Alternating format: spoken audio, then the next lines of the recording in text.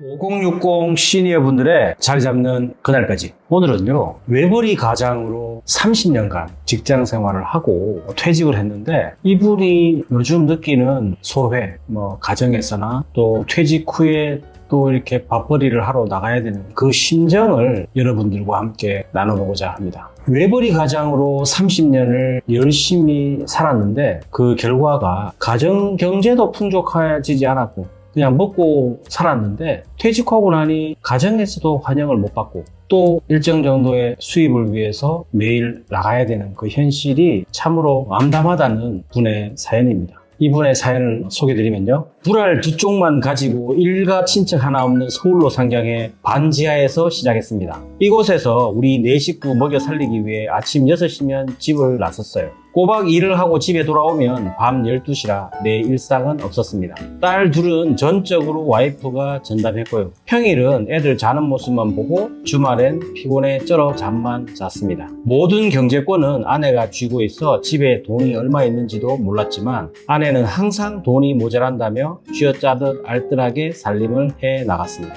저도 열심히 회사 생활하면서 그 힘든 IMF, 그리고 2003년 카드 사태, 2008년 금융위기를 겪으면서 무조건 살아남아야 한다는 일념하에 젖은 낙엽처럼 살았습니다. 맞벌이 하던 동료는 회사에 할 말하는 신념 있는 직원이었지만 전 집에 있는 가족을 생각해 묵묵히 참았습니다. 여기까지 글을 읽으면서 우리 60년대생의 25년 이상의 직장 생활을 나타내 주는 것 같아서 같이 공감이 많이 됩니다. 그렇게 어려운 IMF와 카드 사태, 금융위기를 거치면서 직장에서 살아남는다는 게 얼마나 힘들었는지 이분의 사연을 통해서 다시 한번 깨닫게 되는데요. 최소한 애들 대학 졸업까지는 젖은 낙엽으로라도 살아남는 게 우선이었거든요. 그러던 제가 애들 둘 모두 대학생이 되고 나서 정년 퇴직을 했습니다.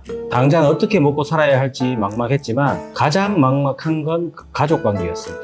와이프는 퇴직한 저에게 그동안 고생했다는 말에 앞서 고정 지출이 이만큼 된다며 압박을 주는데 참 서글프더라고요. 평생 사회생활 해보지 않은 와이프보다는 제가 몇 푼이라도 벌기 위해 집을 또다시 나서야 했습니다. 그래봐야 벌이는 딱 밥 먹을 수준 정도였죠. 이제는 시간적 여유가 생겨 딸들과 친해지려 노력해봤지만 이미 제 입지는 이 집 가족이지만 외톨이였습니다. 돈만 벌 뿐 아무 존재감이 없는 것이죠. 와이프와 딸들은 식탁에 모여서 수다를 떨다가도 내가 귀가하면 모두 자기 방으로 들어가 버립니다. 딸들이 유일하게 아빠에게 말을 걸어오는 건 엄마에게 비밀로 하고 용돈을 요구할 때뿐입니다. 그런데 엄마 모르게 내가 가진 돈이 하나도 없다는 사실을 안 딸들은 더욱 저를 주변인으로 만들었습니다. 정년퇴직을 했지만 가정경제를 풍족하게 하지도 못했고 애들에게 살갑게 다가가는 아빠가 되지 못했고 서로의 사랑과 정이 깊은 부부가 되지도 못했습니다. 모두 내 잘못일까요? 지난 30년간 먹고 살기 위해 발부둥치며 열심히 산 것이 내 스스로 가족을 위한 최선이라 생각했는데 그것이 은퇴 후에는 족쇄처럼 느껴집니다. 오늘도 집안에서 없는 존재감을 뒤로하고 또다시 어디론가 밥벌이 하러 났습니다.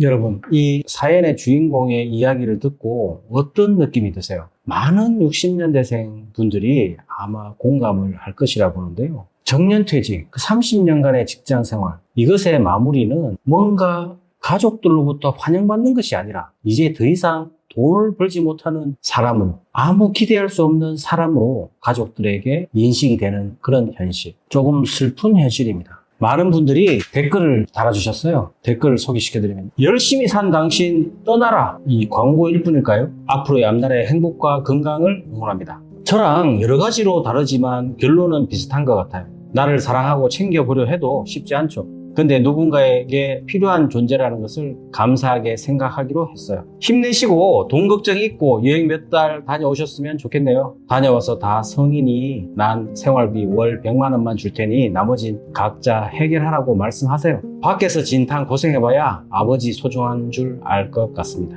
또 다른 분은요, 약간의 차이는 있을지 모르나 동시대 가장들의 전형적인 모습입니다. 가족과 조직을 위해 앞만 보고 달려오다 어느덧 나이 들고 퇴직은 근처이고 돌이켜보면 나는 어디에 있나? 나를 위한 것은 어떤 것이 있나? 나를 위한 삶, 나를 위한 투자가 없는 것이 가장 나를 슬프게 합니다. 그러나 그게 우리의 숙명이고 사명이었습니다. 결국 지금부터라도 나를 위한 노력, 내가 하고 싶은 거, 내가 좋아하는 것을 하시길 바랍니다. 또 다른 분은요? 저희 집과 너무 비슷하네요. 그런데 다른 점은 애들 대학 들어가는 것부터 저도 일을 했고 지금까지 일하고 있습니다. 남편은 이번에 퇴직 후 절대 돈벌이를 안 하겠다고 선언했고 편히 쉬고 있죠. 저도 돈 벌어오라고 안 할 거예요. 여태 벌어다 갖다 줬으니까요. 대단한데요. 또 다른 분은요? 내 나이 65세이고 외벌이로 죽기 살기로 지금까지 열심히 살아왔고 마눌님은 아들 둘을 키우고 지난 코로나 기간에 장가 가서 잘 살고 있어요. 그래도 아들들이 아버지 나를 그나마 존경하는 것은 마눌님이 나를 자식들에게 존경하게끔 정신교육을 시켰고 그래서 여기까지 왔습니다. 사연을 들어보니 님의 부인이 님을 돈 버는 기계로만 보지 않았나 봅니다. 옛날로 돌아가기는 어려우나 앞으로 님의 부인이 어떻게 자식들에게 교육시키느냐에 달려있다고 봅니다. 나 같으면 3, 4일 동안 나 없이 살아보라고 집을 비우고 정신 차리게끔. 또 다른 분은요? 그간 수고하셨습니다. 딸들도 직장인이 되면 님의 마음을 이해할 것 같아요. 또 다른 분은요? 지금이라도 딸들과 쓸데없는 말 많이 하시고 마음 전달을 잘 하시면서 대화하시길 바래요. 말 안 하면 가족도 아무것도 모릅니다. 또 다른 분은요? 저도 외벌이로 살아왔습니다. 최근 와이프가 하루 2.5시간짜리 알바를 시작했는데 본인도 좋아하고 재밌어 하고 있습니다. 와이프와 허심탄회하게 얘기해보시면 어떨까요? 나 미칠 것 같다. 가정에서 왕따고 나 가장 집어치우고 싶으니까 당신이 이제부터 가정해라 하면서 말이죠. 또 다른 분은요? 평생 주부로 지낸 아내에게 알바 권유하면 결과가 좋기는 어려울 것 같습니다. 스스로 일하고 싶다. 경제활동을 통한 자아실현을 하고 싶다. 경제적 독립성을 기르고 싶다는 생각이 드는 게 베스트인데 그러기는 더 어렵겠죠? 또 다른 분은요? 젖은 낙엽이라는 표현이 너무 슬프네요. 와이프도 아이들이 클 쯤에 반찬급이라도 벌었으면 좋았을 텐데 힘든 마음을 표현해 보시면 좋을 것 같아요. 또 다른 분은요? 그동안 너무 고생하셨습니다. 남은 시간 본인의 삶도 챙기는 약간의 이기심은 필요할 듯 싶습니다. 돈보다 자식들과 소통 없이 아빠만 왕따처럼 하던 이야기 접는 그 분위기 너무 슬플 것 같아요. 저는 아들들이 신랑 양옆에 있음 그리 멋있고 든든한데 신랑이 혹시나 그런 감정 느끼지 않게 잘 챙겨주고 싶네요. 힘내셔서 서운했던 얘기 부인한테 솔직하게 얘기하면 어떨까요? 부인분은 모를 수 있으실 듯 해요. 어떠셨어요?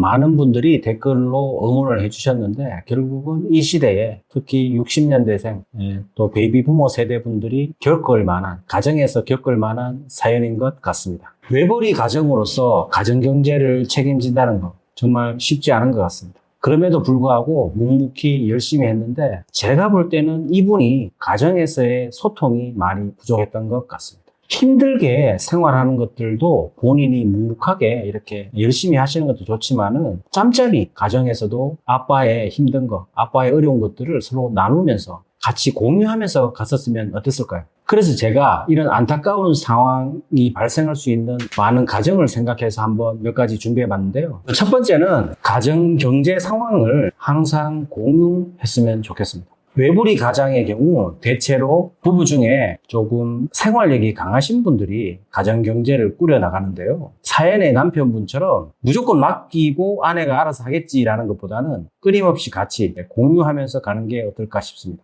가정 경제를 사실 그 와이프 입장에서도 일정 정도의 급여를 가지고 꾸려 나가는 데에는 나름대로의 힘들었을 것 같아요. 그 부분이 뭐 급여가 많든 적든. 근데 그것을 생활력이 강하게 끌고 나갔으면은 아마도 또 이제 나름대로의 변명이나 이유가 있을 거니까 그걸 대비해서라도 부부간에는 특히 외벌이 가정, 버는 사람이 있고 쓰는 사람 따로 있는 것이 아니라 버는 사람과 쓰는 사람이 서로 같이 공유해서 그거에 대해서 헤쳐나가는 것이 좋다고 봅니다. 아이들이 어릴 때는 그 가정 경제에 대해서 같이 공유하기는 힘들지만 아이들이 점점 크면서 어느 정도 가정 경제에 대해서 공유하면 어떨까 싶습니다. 아이들도 이제는 가정 경제에 대해서 알고 스스로가 쓰는 교육비들, 학원비들을 스스로가 알 수 있게 하는 것도 좋은 것 같아요. 그래야지 그 아버지가 힘들게 번 돈을 자식들도 귀한 줄 압니다. 그냥 버는 사람 따라 있고 쓰는 사람 따라 있고 이런 구조는 아닌 것 같아요. 무엇보다 이거를 자녀들에게 공유한다는 것이 부담이 아니라 그들도 부모가 될 때가 있겠죠. 그러면은 그때도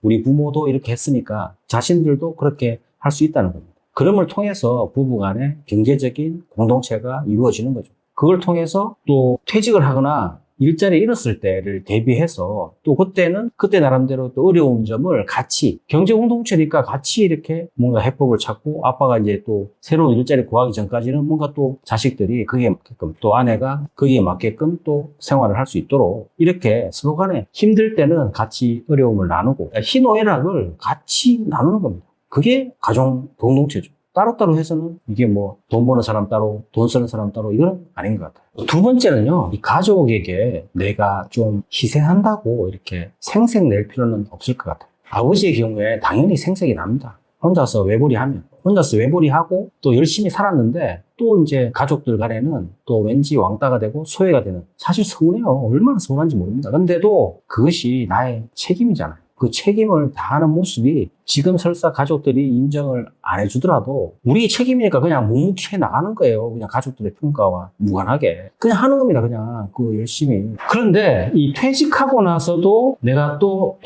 똑같은 패턴으로 지낸다. 이분처럼 30년 직장생활을 정년퇴직했는데 여전히 가족들은 뭔가 이렇게 가족들로부터 소외당하고 내가 또 뭐 얼마라도 가서 벌어야 되는 그런 상황. 이거는 아닌 것 같아요. 그래서 어쨌든 그 부분에서 아까 댓글에도 얘기했지만 내가 지금은 퇴직을 했으니 한 달에 뭐 150만 원을 벌어서 보태겠다. 이렇게 나가는 게 훨씬 더 낫지 않을까 싶습니다. 그 생활비 또 원전히 내가 다 감당하면서 감당하지 못하면 또 죄책감 들고 이런 게 아니라 내가 이제 지금까지 열심히 살았는데 돈 더 갈 때가 더 많으니까 내가 좀 열심히 해서 이 정도는 한번 벌어보마 라고 하는 것이 훨씬 더 나을 것 같아요. 그리고 나서 나머지 시간은 나의 노후, 60 이후에 또 내가 이후의 삶을 위해서 아니면 지금까지 내가 하고 싶었던 것들을 조금씩 해보는 거는 어떨까 싶습니다. 가족들에 대한 책임, 이런 것들, 경제적인 책임을 다하기 위해서 또다시 생활 전선에 나가는 것이 아니라 이제는 어느 정도 선을 긋고 내가 하고 싶은 것도 하면서 내 노후를 위해 준비하는 것이 훨씬 나을 것 같습니다. 그렇게 해야 생색이 안 나는 거예요. 생색은 뭔가 내가 뭐 자꾸 해주는 것 같이 느끼니까 생색이 나는데 그러지 말고 내 자신을 위해서도 시간과 돈을 써야 된다는 겁니다.